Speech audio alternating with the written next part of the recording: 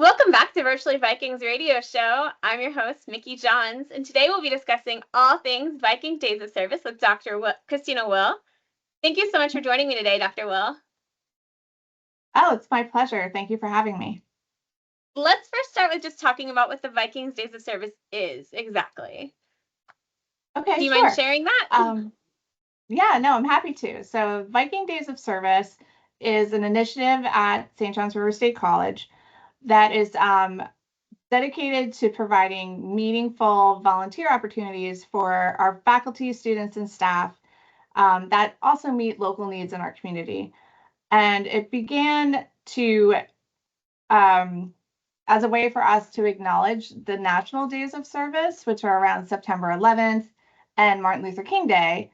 And we wanted, at first, just a way, like I said, to get our employees involved and our students. And that has now expanded to providing opportunities for the whole community. What inspired you specifically with getting involved as far as organizing this big event every year?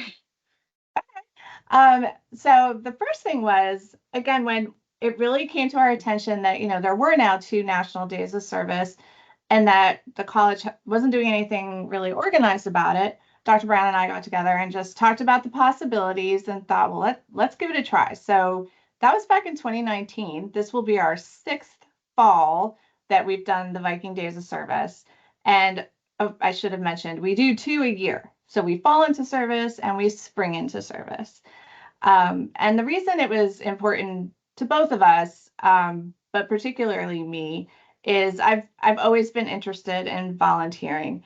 And before that, I can't remember exactly what year now. Time just kind of all blends together. But I was interested in doing some volunteer work within St. Augustine.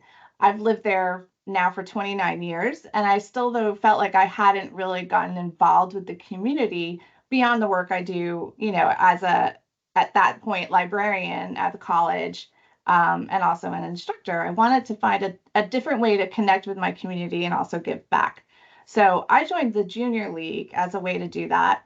And that was a great experience. And it really did kind of pique my interest in identifying those organizations around the county that just were also just in need of help. And so with all of that, I brought that kind of background to this discussion that we were having at the college about trying to get those same volunteer opportunities. And when I really thought about the scope of it, which is huge, I also realized every county really does have so many great organizations doing amazing work. And if we could just dedicate, one day, 2 semesters a year to helping with that, I wanted to make sure that happened. And with that, you said this is our 6th one that we've been doing this fall. Who exactly gets to participate in these events and these service days? So in terms of volunteers, anyone is welcome to volunteer. You don't have to be an employee of the college or a student at the college. We welcome the community to join in with these events. Some of our organizations that we work with might have some limitations on the volunteers. So there might be age restrictions. That's usually the biggest one, but that's just a handful of organizations. Usually it's open to people of all ages and abilities. So yeah, we're happy to just get anybody involved that we can. And I imagine the support from students and staff has been amazing as far as volunteering with these events.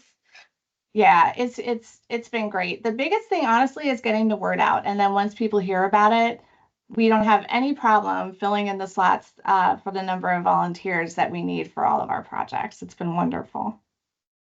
Always a good thing to get all those volunteers in. Yes. What's one of your favorite projects, or one of the favorite projects of the college that we repeat often throughout the years is that restocking of the Viking Exchange? Mm-hmm. Can you explain what the Viking Exchange is and why we restock it twice a year? Yeah. So the Viking Exchange actually grew out of a need that employees recognized. I worked, like I said, in the library for years and years, and we got to know, you get to know your students in a little different way than you would even in the classroom, because at the library they ask us about everything, and we get repeat customers, so to speak. The same people come in a lot, and so we get to know our students really well. And we were starting to recognize that there was a lot of food insecurity happening with a large number of our students. And I had employees from other areas in the college coming to me with the same concerns, that they noticed that some of our students weren't able to like get lunch in between classes because they just couldn't afford it. So I talked to our administration about starting a food pantry that was specifically for SGR state students. And it's not that it's a full service food pantry, because we don't have the resources, to really do that. It's more to get those items that would help them in between paychecks, or just on those days where you just really can't swing it. And if you need something to eat real quick, we can give that to you so that, then you can do the work of going to school, because it's hard to pay attention in class when you're hungry. So that's what we've created the Viking Exchange to do. It provides, canned goods that they can take home and make meals out of, but also some of those just heat and eat essentials that they can just pop in the microwave right here on campus and eat between classes. And same thing with snacks. And then we do offer to personal items, because those have gotten really expensive. And we know that's another struggle that our students face. So we try to have enough to, again, just kind of get them through the rough patches and fill their needs so that they can focus on, doing their best in class and getting that degree. So as a result, to follow up, one of the things we do as part of now the days of service is, in the fall particularly, we do what we call the Viking Exchange Showdown. We've kind of made it into a game show where a very friendly competition, but fierce competition, goes on at the college, but everybody is welcome to participate. And we make people create teams, and they donate items. And at the end, we weigh them. And it's a very scientific method. You are welcome to watch our process, because, again, people take it very seriously. But yeah, we measure all the items, we count them up, and whoever collects the most gets a truly fantastic trophy to mark the event, and gets to keep it all year, and then bragging rights forever. But it's a very successful effort. And last fall, we got over 2,500 items. I forget how many hundreds of pounds it was. And that outfitted just our Palatka Viking Exchange basically for the whole year. So people are very generous, particularly in Putnam County. We've noticed we got the most donations in Putnam County. So that's the other thing we'll have to drum up this semester, like competition between campuses. Orange Park and St. Augustine need to step it up a little bit. I'm not gonna be shy. With that competition, if one of our listeners wants to donate, is there specific items we're looking to donate, or is there something that we definitely would prefer not to have in the closet? What's the guidelines kind of for that? That's a great question. So yeah, we canned goods, like I said, are always welcome. So canned goods, dry goods like pasta, sauce, that sort of thing, and then those heat and eat things. And what I mean by that is like literally something you can open a can and either dump it in a pot or a bowl and microwave it. Things that need extra ingredients, even like macaroni and cheese, you would think, oh, mac and cheese is great. Well, no, because then someone needs milk and butter to add to that. So we're really looking for that kind of food that, like, nothing else added, just, heat it and eat it. And then personal care items. So, soap and toothpaste, those kinds of things. The only things we don't need that we tend to get are donations of liquids like water, Gatorade, that kind of stuff. We don't give out, what is that, like just refreshments or, it's really for essentials. So yeah, that's really the only thing we don't accept. But honestly, we'll accept anything. And if we can't use it, then we'll give it to our other local food pantries. Because thankfully, we do have food pantries in each community that are full service and larger scale than ours. And we do make a point of that. Nothing ever goes to waste. That's for sure. Which is and where can they drop it off? Yes, where can they drop it off? Sorry, I forgot. No, you're good. Yeah, so the week leading up to the days of service. So in this fall it is lucky Friday the 13th is our day of service. So that week leading up to it, we will have collection areas set up in each campus library at St. John's River State College. And the public is always welcome in the libraries on campus. So you can just go in there and there'll be a box where you can just drop your stuff off. Perfect. And I know usually there's a box in the Viking Center as well. So There should be, yeah. I didn't want to throw it out there just in case. But yes, there should be. Also happy to make sure they go in the box near my office. If anybody needs me to drop them Excellent. off, that competition. Good. I'm not above it. Good. I mean, it's always a positive impact when we can help with the students, but just with the local communities as well, it's always fun to see that. Is there any specific success story or standout moment that sticks with you that you could share? I would say, well, last year was our biggest year in general. I mean, it has been growing every year. And last year we did over 46 projects in our 3 counties between fall and spring. But the one that sticks out right away is the one that we did in partnership with St. Johns County, and it was called the New Year's Trash Bash. And that was wonderful. The Matthew Denny from the Solid Waste Division of St. Johns County reached out to us about partnering and trying to put on this multi-location event.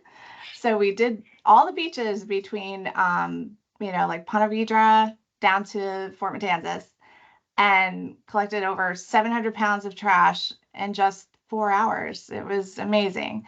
So that was wonderful because that was the beginning of a beautiful friendship between us and St. Johns County. And we've seen a lot more agencies in St. Johns County since then coming to us to partner. So we're going to have even more this fall with different organizations from St. Johns County. So I'm very excited about that. And then the other one, and I think it was in the spring, was with a partnership with United Way and here in Putnam County.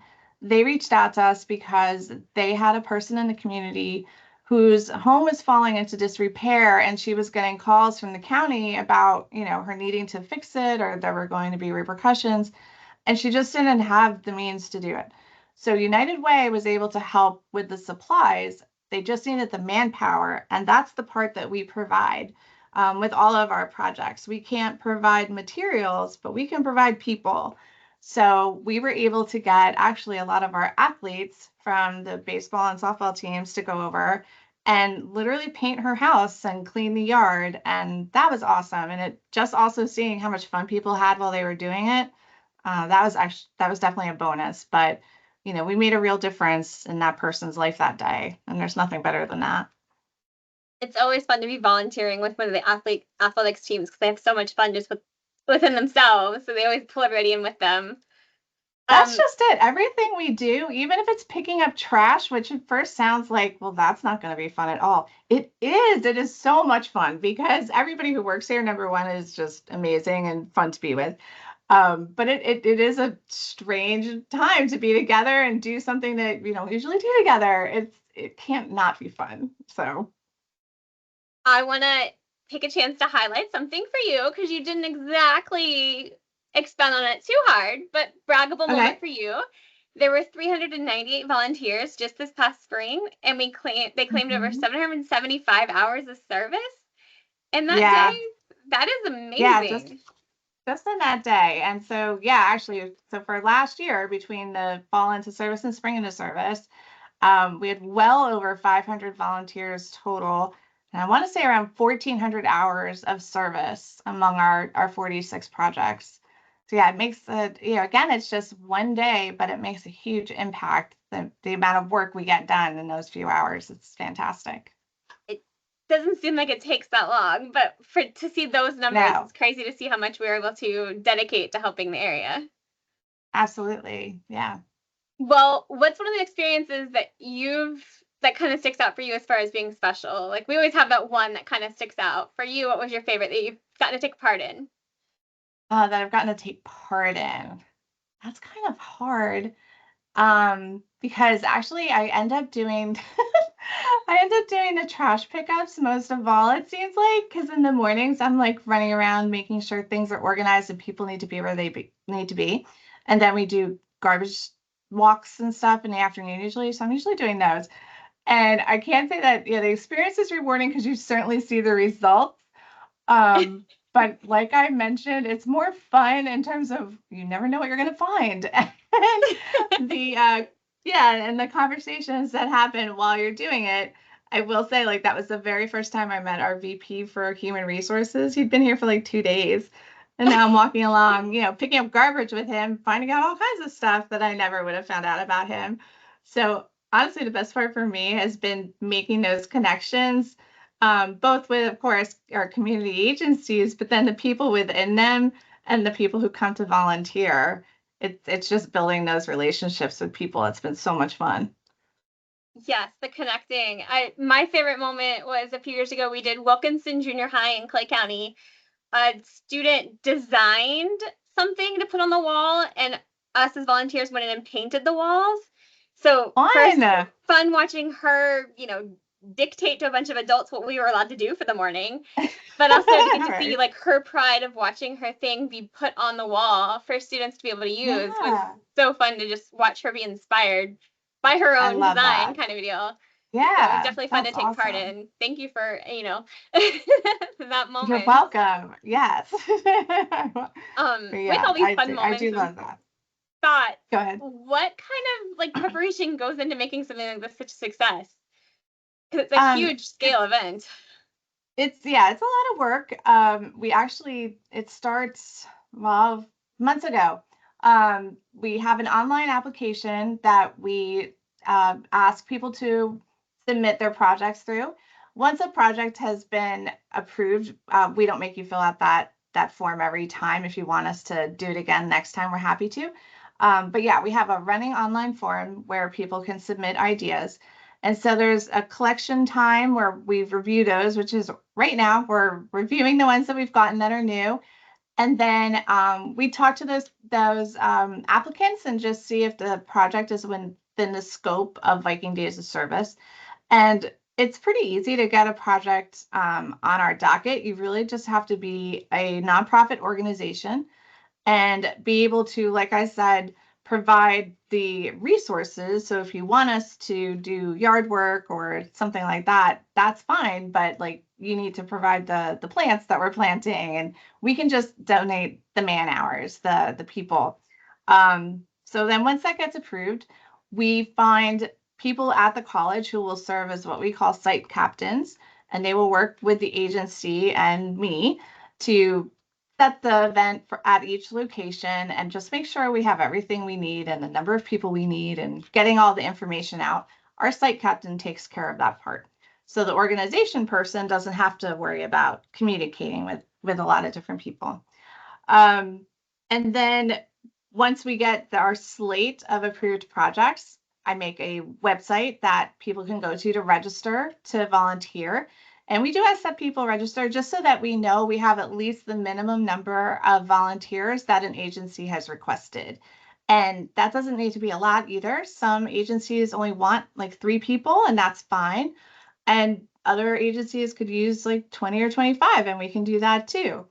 There's a lot of wiggle room in there, and we're always happy to talk to people about it. So yeah, we give you our contact information and can walk through some ideas and things that would work or not, particularly within the time constraints that we have. But it's a simple process, so hopefully everybody will get out there on our website and take us up on it.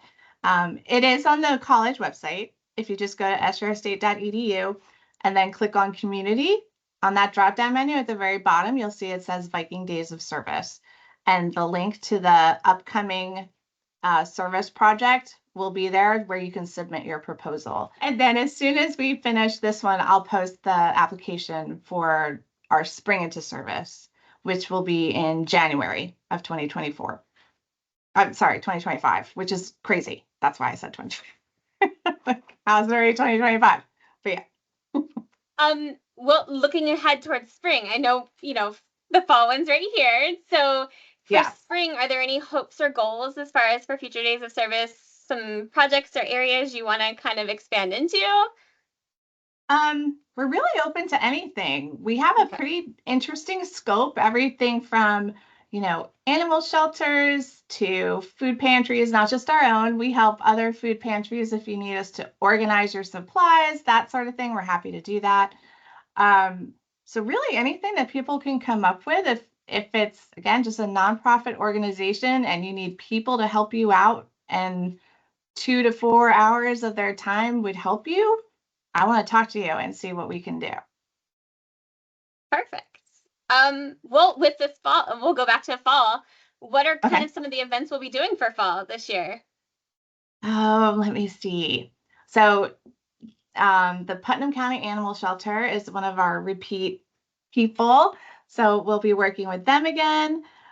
We have several new partners, I'm calling them in advance, in St. Johns County. So some of the local women's shelter, the Habitat for Humanity has reached out, which I'm so excited about. Mm-hmm. So yeah, there's a lot of different the homeless organization, which I can't remember the name of right now. I'm sorry.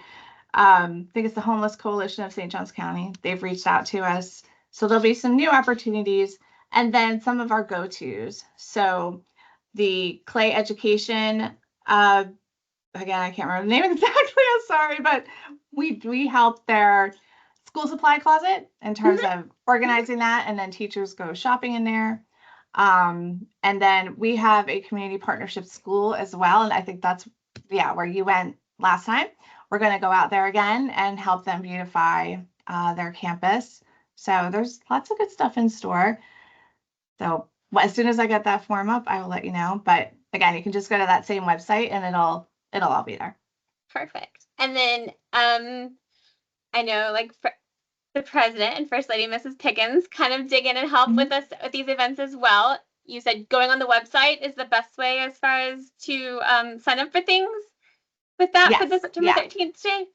hmm Yeah. So just go to sjrstate.edu and then click on community and select the Viking Days of Service from that drop down menu. And there will be a registration form for if you want to volunteer. It should be there by the end of this week. Perfect. And then, well, with that being said, thank you so much for joining us in to the Virtually Vikings, Dr. Will, and helping us kind of explain the Vikings Days of Service. I'm happy to. Thank you for having me. And thank you for tuning in to the Virtually Viking. We hope you've enjoyed our insightful discussion with Dr. Will about the amazing community service event at St. John's River State College. Remember, anyone is welcome to participate in these events. If you'd like to volunteer and find out more, just go to St. John's River State College on the community page. If you have any questions or topics you'd like us to cover in future episodes, we'd love to hear from you. Please reach out to us at virtuallyvikings@sjrstate.edu or any of the SJR State social media accounts. Your feedback and suggestions are always welcome. Until next time, go Vikings!